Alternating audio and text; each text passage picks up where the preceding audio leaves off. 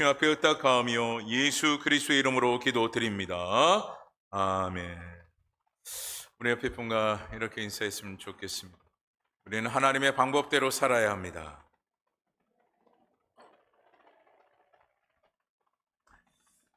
사업을 새롭게 하시는 분들을 보게 되면 이미 사업에 성공한 사람들을 만나게 됩니다. 그리고 그렇게 사업에 성공한 사람들의 그 성공 사례와 더불어 그 방법이 무엇인지를 듣기를 원하는 것이 새롭게 사업을 시작하는 분들의 모습이에요. 그런데 중요한 것은 성공한 사업가들의 그 방법대로 새롭게 시작하시는 분들이 그 방법대로 한다고 해서 모두가 성공에 이르게 되느냐?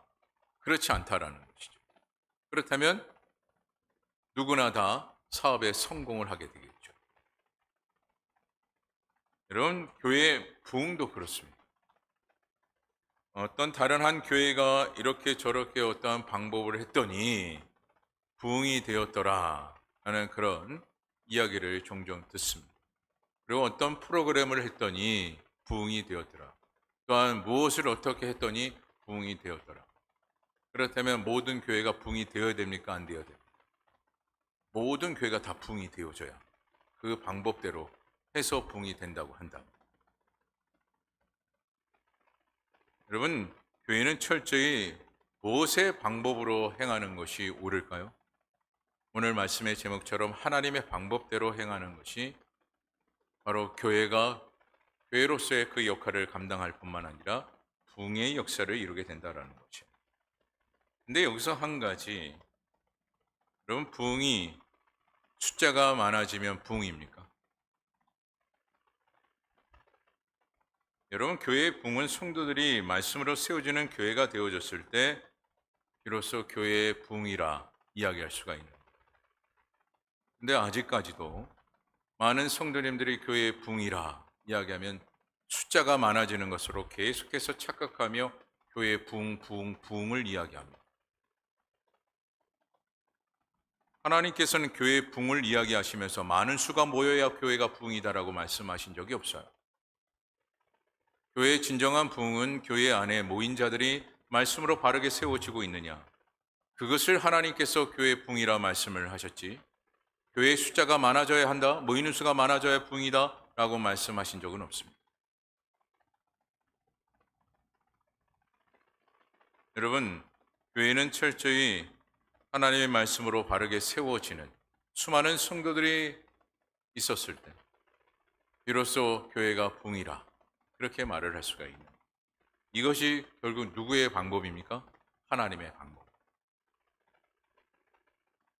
여러분, 이것이 왜 중요하냐? 왜 교회 안의 모든 성도들이 하나님의 말씀으로 바로 세워지는 것이 부흥이라, 그것이 하나님의 방법이라 이야기하는 그 이유가 무엇이겠는가? 여러분, 만약 수천 명이 모이는 교회가 있습니다. 근데 수천 명이 모이는 그 모인 수 중에 말씀의 가르침이 바르게 되지 못한다고 한다면 오히려 어떤 결과가 이루어질까요? 더 참담한 결과가 이루어질 수밖에 없어요. 그리고 무서운 결과까지 이루어질 수밖에 없는 것임을 우리가 예측할 수 있지 않겠습니까? 무엇으로 세워지지 못한 교회이기 때문에, 말씀으로 세워지지 못한 교회이기 때문에. 그래서 여러분, 수많은 이단들이 한 곳에 모이는 그 모습을 보면 여러분 어떤 마음이 드십니까? 도대체 이 세상은 어떻게 될래나? 그렇게 이야기하지 않습니다. 왜요? 그 모임 가운데는 무엇이 없기 때문에요? 말씀이 없고, 또한 말씀이 있는들 그 말씀을 바르게 세움받지 못한 자들의 모임이 있기 때문에 그 모임을 통해서 모든 사람들이 무엇을 하죠? 염려를 합니다. 교회도 마찬가지입니다. 그래서 교회의 진정한 부흥은 수많은 사람들이 모이는 것이 아니라 그 모임 가운데 그 수가 얼마이든 그 모임 가운데 그 모든 모임의 수가 말씀으로 바르게 세워지고 있느냐, 이것이 중요하고, 이것이 또한 하나님의 방법이고 하나님께서 원하시는 교회의 부흥이라는 것입니다. 그래서 올바른 진리의 말씀이 교회 가운데 바르게 선포되어지는 것이 중요하고, 또한 모든 성도들이 말씀의 가르침을 잘 받아서 말씀대로의 삶을 살아가는 교회가 되어졌을 때 비로소 그 교회를 무엇이라 이야기할 수 있느냐? 부흥이라 이야기할 수가 있는.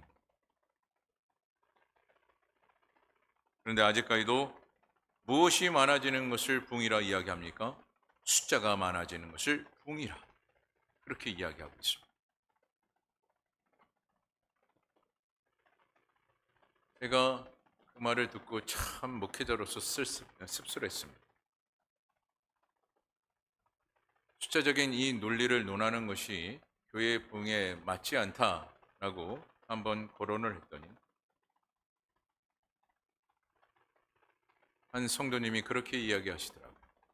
그건 없는 자의 비애가 아닙니까? 결코 하나님께서는 많은 것을 또한 강한 것을 사용하시는 분이 아니셔요. 오히려 약하고 빈약한 자를 하나님께서 들어 세우시고 또한 하나님의 도구로 사용하시는 분이 하나님이시라는 것을 우리는 잊지 말아야 합니다. 그래서 오늘 우리가 깊이 묵상해야 될 중요한 한 가지는 무엇이냐? 오늘 내가 또한 더불어 나의 가정과 또한 더불어 우리 교회가 하나님의 방법대로 쓰임을 받고 있느냐? 다시 말해 하나님의 말씀의 기준에 이르러 내가 올바르게 하나님의 자녀답게 살아가고 있으며 나의 가정도 하나님의 말씀의 기준에 맞추어서 생활하고 있는가? 또한 교회도 하나님의 말씀의 방법대로 쓰임받고 사용되고 있는가? 이것이 더 중요하다라니. 그런데 이 모든 것을 다 배제한 채 여러분 숫자만 논한다고 여러분 생각해 보십시오. 결코 그와 같은 그 모습에는 하나님의 사역을 감당할 수 없을 뿐만 아니라 무엇이 없게 되느냐? 앞으로의 소망이 없게 되는 것입니다. 제가 그런 말씀을 듣고 참 아이러니했습니다. 한 목회자분이 소망했던 성도의 수가 500명이었어요. 그랬더니 한 목회자분이 500명을 딱 출석이 잡히고 난 이후에 그 목사님이 그런 말씀을 하시더라고요. 아, 나 이제는 더 이상 500명이 됐으니까 더 이상 나는 소원이 없습니다. 무슨 의미인지는 충분히 이해하겠으나 제 입장에서는 조금 아이러니하더라고요.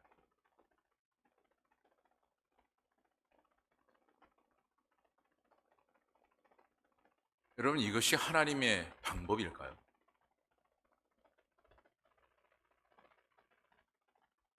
교회는 인간의 방법이 아닌 하나님의 방법으로 이루어져야 교회로서의 그 역할을 감당하게 되고 이로써 교회가 부흥되었노라 이야기할 수가 있는 것. 하나님의 방법이 깨진 그 상태에서 교회를 논할 수가 없고 부흥을 소망할 수가 없는 것. 그래서 하나님의 방법이 늘 모든 성도들의 생활 가운데, 특별히 신앙생활 가운데 있어져야 하고 또한 모든 사역 가운데도 오직 하나님의 방법대로 되어져야 비로소 교회다운 교회로서에 대한 그 역할을 감당하게 되고 부흥에 대한 그 소망을 갖게 된다라는 거죠. 그런데 부흥에 대한 그 부분을 여러분들이 계속해서 여러분의 마음 가운데 갖춰야 될 것은 숫자가 아니라 모든 성도들이 말씀으로 바르게 세워지고 있느냐, 거기에 대한 부흥의 열망이 우리 가운데 있어야 된다라는 거죠.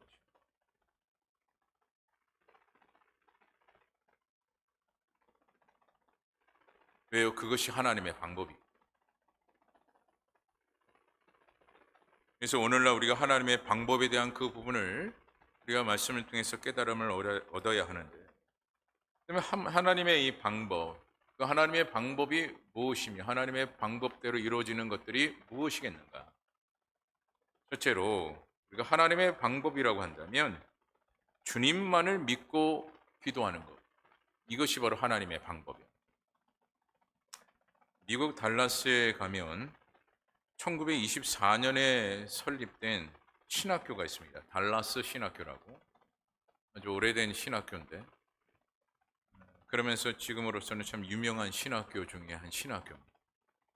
근데 이 신학교가 설립된 지 얼마 되지 않아서 어떤 위기가 찾아오느냐? 재정적인 위기가 찾아옵니다. 신학교의 그 설립이 시작되는 그 순간 하나님의 은혜로 모든 것이 시작되었노라. 그렇게 모인 사람들이 함께 학교를 세웠기 때문에 재정적인 그 부분이 시작되는 그 시점에 있어서 참 어려움이 많았습니다.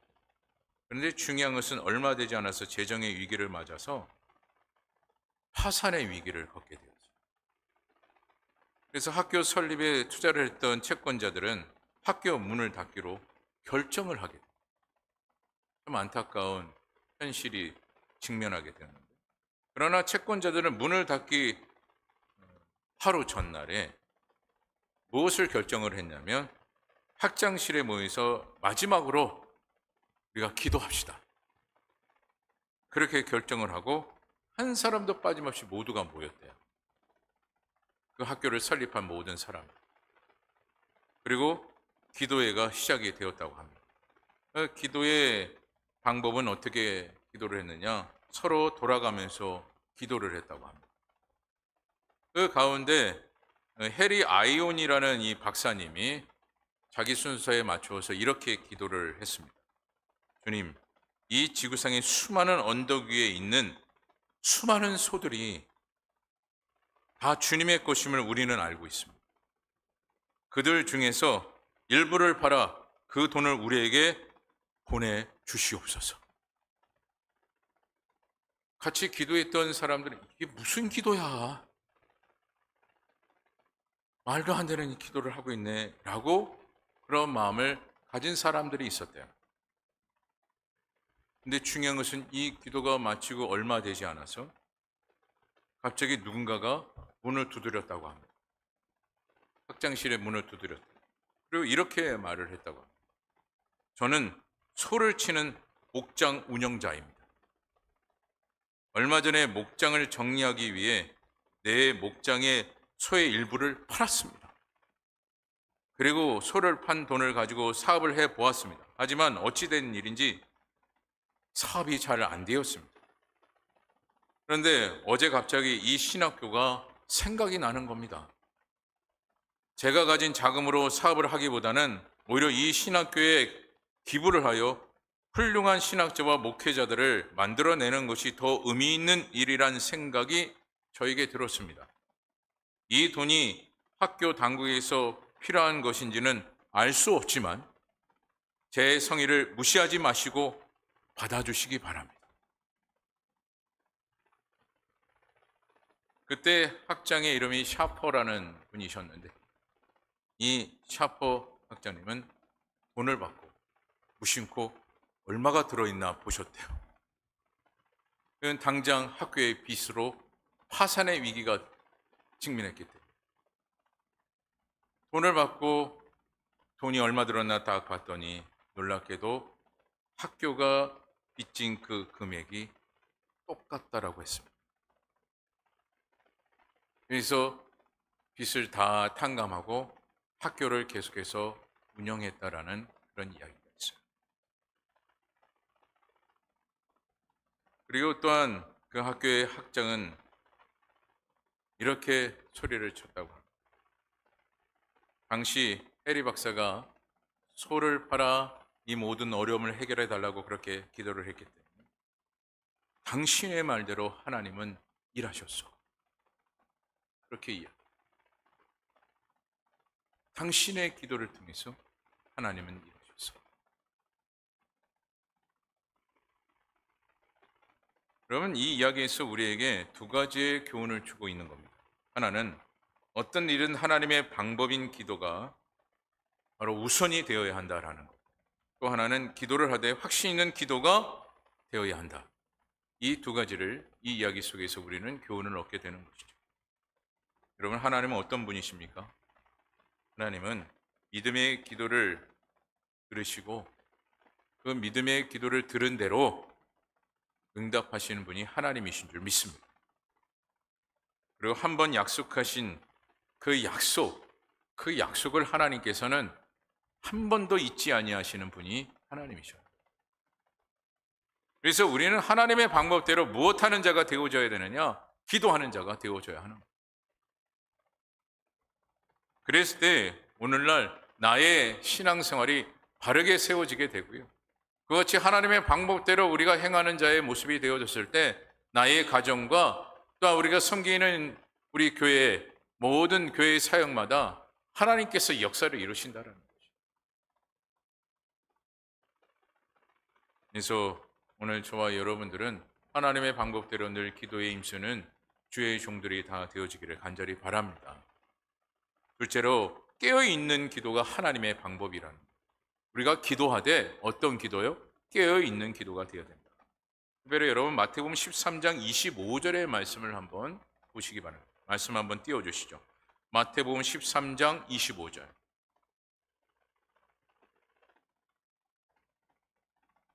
예, 우리 다 같이 한 목소리로 함께 읽어봅니다. 시작.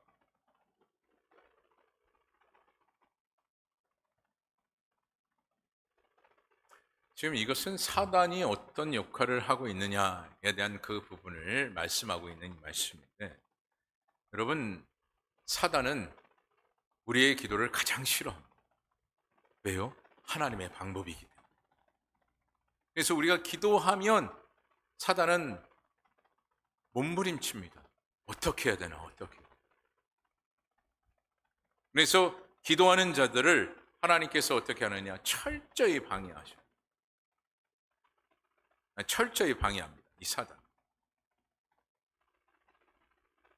사단은 오늘 여러분이 읽었던 마태복음 지금 13장 25절의 말씀처럼 우리가 잠자는 동안, 우리가 다시 말해 기도를 쉬는 그 모든 동안에 무엇을 합니다?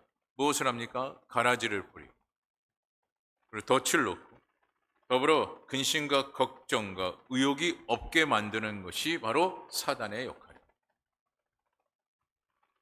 그리고 언제든지 언제라도 기도할 수 있으니까라는 그 생각을 계속해서 주입시키는 것이 바로 사단의 계략입니다. 그래서 영적인 질병이 심각함에도 불구하고 느긋하게 만들어 놓습니다. 느긋하게. 근데 여러분, 영적인 질병 심각함에도 불구하고 느긋한 모습을 우리가 가질 때가 있는데, 근데 육적인 질병이 심각하다면 여러분 어떠시겠습니까? 그럴 일이 없어야 되겠지만, 만약 질병이 암 4기, 말기에 이르렀다라고 의사에게 통보를 받는다면 여러분 느긋하시겠습니까? 언제든지 치료받을 수 있어 라고 여러분 편안한 마음을 가질 수 있을까요?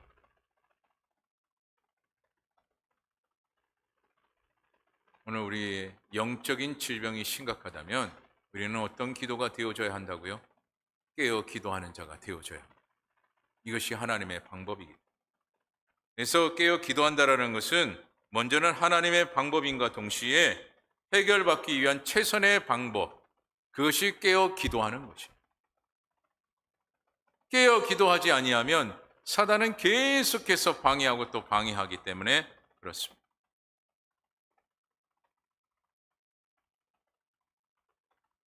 또한 교회마다 성도들이 말합니다. 앞서도 여러분 교회 부흥에 대한 그 부분을 언급했는데, 교회 부흥이 되어야 하는데 라고 수없이 걱정을 합니다. 그렇다면 어떻게 합니까? 하나님의 방법대로 깨어 기도해야죠.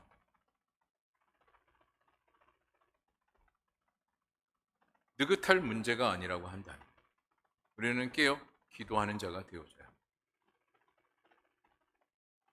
그래서 오늘 저와 여러분들은 하나님의 방법으로 깨어 기도하는 자들이 되어서 하나님이 원하시고 바라는 그 부흥의 역사, 그 부흥의 역사를 함께 이뤄가는 주의 종된 저와 여러분 되어지기를 간절히 바랍니다.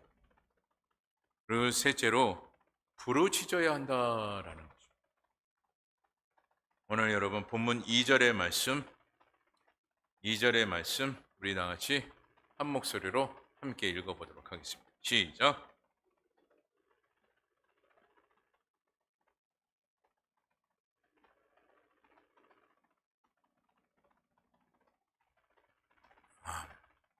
역시 사단의 그 계략은 엄청납니다.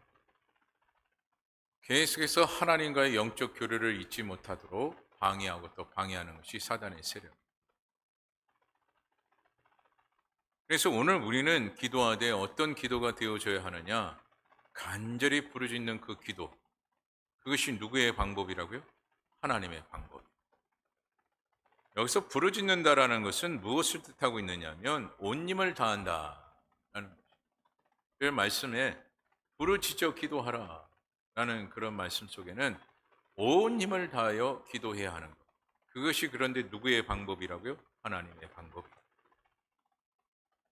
그러면 온 힘을 다한다라는 것은 나 혼자 온 힘을 다한다라는 그런 개념보다는 함께 동역해서 기도하는 그 의미를 크게 담고 있습니다. 여러분 운동회 때 지금도 그렇게 하는지는 모르겠는데 운동회 때 꼭 빠지지 않는 하나의 종목이 있는데 그게 뭐냐면 줄다리기입니다. 각 반이 나눠져서 똑같은 숫자로 서로 줄을 잡고 당겨서 본인의 쪽으로 이렇게 끌고 가면 승리하는 그런 줄다리기를 그렇게 하는데, 근데 중요한 것은 그 줄다리기에서 이길 수 있는 것은 무엇입니까? 오직 하나요. 함께 동일한 마음으로 힘을 다하였을 때 승리하게 되어져 있습니다. 한 사람만 힘줘서 될 문제가 아니라 모든 사람들이 함께 하나 둘 하면서 힘을 주고 똑같은 방향으로 힘을 줘야 그 줄다리기에서 승리할 수가 있습니다. 어찌 보면 그것이 줄다리기의 묘미인데, 근데 이 줄다리기에서 가장 중요한 목적이 무엇이라고요? 함께 동일한 마음으로 힘을 동일하게 쓰고 뭉쳐서 그 힘을 하나로 만들었을 때 승리하게 된다라는 거예요. 왜 봉도 여러분 그렇습니다. 성도들이 말씀으로 바르게 세워지고 말씀으로 행복한 신앙생활이 되기를 소망을 하고 있다면 함께 부르짖고 기도하는 그 기도가 되어질 때 가능하다라는 거예요.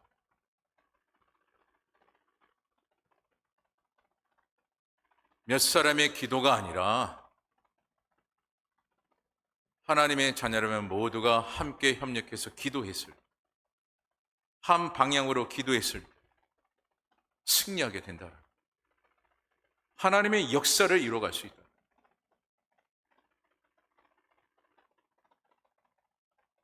이것을 여러분 잊지 마셔야 돼요. 그리고 이것이 하나님의 방법이기 때문에 우리는 결코 잊지 말아요. 제가 목회하면서 그런 얘기 들을 때가 있습니다. 목사님은 기도 많이 하시면 됩니다. 그러면 교회는 잘 될 겁니다. 네, 무슨 얘기인지는 충분히 이해합니다. 목회자가 중심을 두고 교회를 위해서, 사역을 위해서, 성도들을 위해서, 또 기타 외에 열심히 기도해야죠. 하지만 목회자만 기도하면 될까요? 하나님의 방법은 그렇지 않습니다. 함께 부르짖어 기도하는 그 기도 속에 하나님의 역사가 이루어집니다. 이것을 우리가 잊지 말아요. 하나님의 방법이기 때문에. 1960년 중국에 문화 대혁명이 일어날 때가 있었습니다. 참 비참한 일이었었는데, 근데 그때 당시에 누가 가장 핍박을 많이 받았느냐? 기독교인들이 가장 핍박을 많이 받았어요. 그때 감옥은 예수 믿는 사람들과 지식인들로 넘쳐났는데 중요한 예수 믿는 사람들이 더 많았습니다. 문화 대혁명 당시 중국의 기독교인들 대략 그때 당시에 그냥 행정적으로 추산했던 명수가 몇 명이었느냐면 대략 300만 명 정도가 수산되었어요. 근데 외적인 핍박이 끝난 1980년대 초반에는 기독교인이 무려 몇 명이 늘어났느냐? 10배가 넘는 3천만 명으로 늘어나게 되었습니다. 근데 이것은 무엇을 말하고 있는 것입니까? 당시 복음을 위해서 함께 부르짖는 기도가 그만큼 컸다라는 얘기예요. 그때 핍박을 받는 그 모든 기독교인들이 어떤 마음으로 함께 했느냐? 기도하는 마음. 그리고 하나님의 방법대로 함께 부르짖는 그 기도를 통해서 당시 핍박을 받았던 인원수가 300만 명이었는데 10배가 넘는 3천만 명으로 늘어나게 되었습니다. 그들이 무엇을 했기 때문에요? 함께 부르짖는 그 기도를 통해서. 여러분, 또 북한에서 정치범으로 7년 동안 감옥에 갇혀 있다가 탈출한 한 분이 계셨는데, 이분이 미국 의회에서 증언을 한 적이 있습니다. 증언을 하면서 북한에는 20만 명의 정치범이 있는데 그 중에 상당수가 어떤 사람들이었느냐? 그리스도인이었다라는 증언을 해요.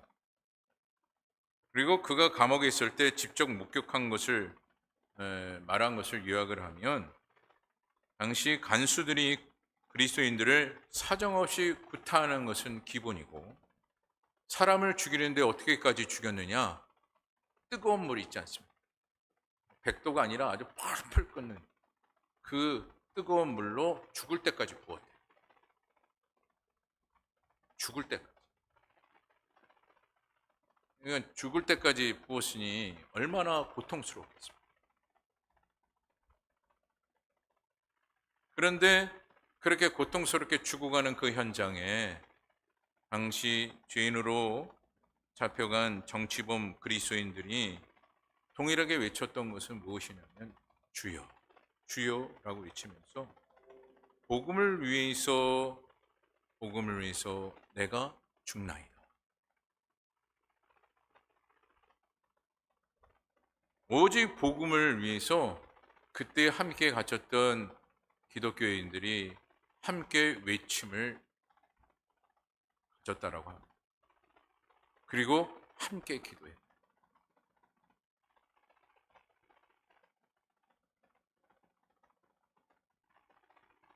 여러분, 이 이야기 속에서 우리의 마음 가운데 다시 한번 다짐해야 될 부분이 무엇이겠습니까? 우리가 함께 기도하고 있는 거예요. 그리고 다른 걸 다 떠나서 우리가 정녕 복음을 위해서 함께 기도하고 있는 거예요. 누구를 위해서 기도하는 거 그걸 다 빼고 정녕 우리가 하나님의 자녀로서 우리가 꼭 빠지지 않고 기도해야 될 이 복음을 위해서 기도하고 있는 거예요. 함께 부르짖으며 기도하고 있는 거예요. 하나님의 방법에 의하여.